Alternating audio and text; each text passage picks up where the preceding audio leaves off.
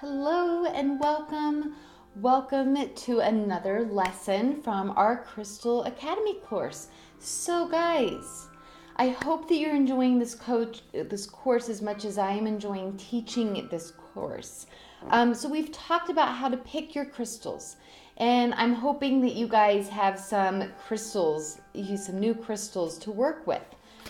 Today we're going to talk about my top 8 ways with a bonus way of how to cleanse your crystals. So crystals are live living beings, like we've talked about, and they're energy storehouses. So wherever they go, they pick up some energy and it sticks on them, kind of the same way as energy sticks on us. And it's so important for us to cleanse and center and ground our energies every day. Energy sticks in our aura field and it sticks in our crystals, right? So each person that handles a crystal, from the miner to the polisher to the store owner to the people in the store that come and pick up the crystals, all leave an energy print, almost like a fingerprint, if you will. So it's important to cleanse your crystals when you first start to use them, because you want them to sink and get to know your energy. The easiest way and the first way, and you guys can add this to your notes, but I will also have a handout as well that you can download and copy and put into your folder, okay? So the first way is to hold the crystal in your hand and with an intention, ask the crystal's energy and all energies that are not serving the crystal or for the crystal's highest and best be dissolved. We can do this just with our own energy and our own intention. Another way to cleanse your crystals is to lay your crystals in sea salt.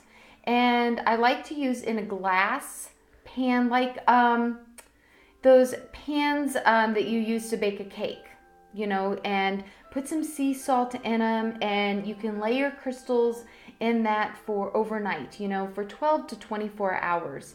Intuitively, you'll know how long you want to leave your crystals in there. And you can keep them on one side for 12 hours is what I do, and then I flip them the other side for 12 hours. And the sea salt will absorb all the unwanted energies. My favorite way to cleanse my crystals is to put them in the full moon. It's a nice gentle bath, and it does two things when you put the crystals in a full moon, okay? It also charges up the crystals. It kind of re-energizes the crystals, because the full moon is just reflecting the sun onto the crystals. But we don't want to put the crystals out in the sun because that'll bleach out the crystals, and that's too intense for the crystals. So the full moon is a nice time, and the energies are so much higher during that full moon. That's why the ocean tides come in farther, and why we have more people in the emergency room, and kids at school act out more during the full moon. It amplifies the energies, and so it's a nice time to cleanse and charge your crystals. Number 4, the most fun and gentlest way to cleanse your crystals is to pass them through sage smoke. Caution, of course, when lighting your sage smoke in a house, because I have lit a little piece of my sage smoke before, and the next thing I know, it's just been bellowing smoke. And I always do it when the children are not home. I do it when I normally can open the doors and windows. But it's just a really nice way to cleanse your crystals. You can get the smoke going and just pass the crystals right through the smoke. And it's a nice way because then you can also cleanse your house. You can walk around. I suggest some people do an abalone shell underneath to catch the ashes, and a feather to push the smoke into the corners of our home where energy tends to get stagnant. The 5th way to cleanse your crystals is you can place them under running water with the intention that all the energies that are unwanted or stagnant or dense, think of the denser energies, be washed away down the drain back to the earth to be transmuted. So that is another way.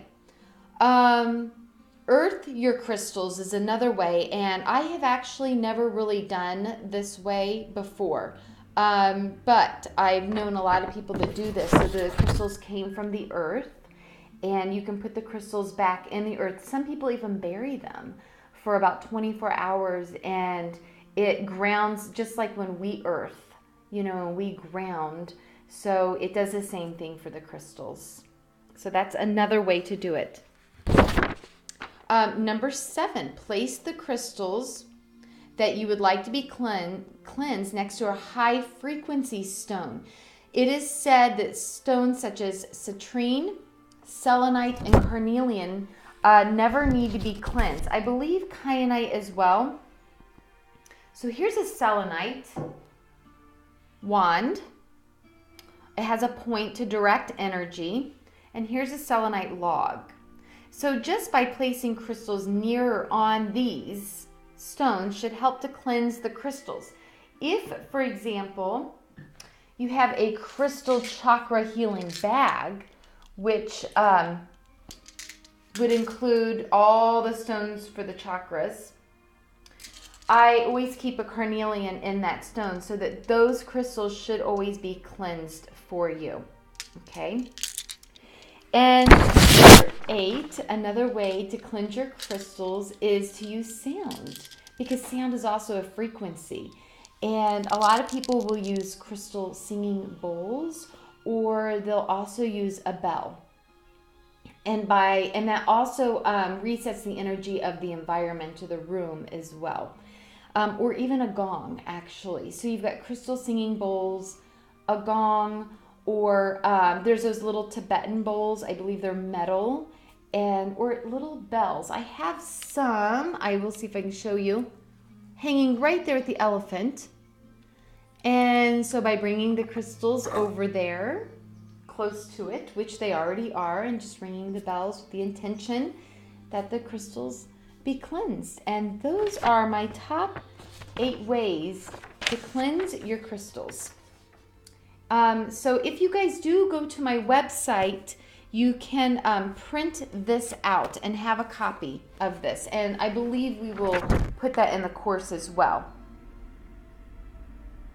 Okay, that way you can take a screenshot of that. All right, thank you for joining us for another edition of the Crystal Academy.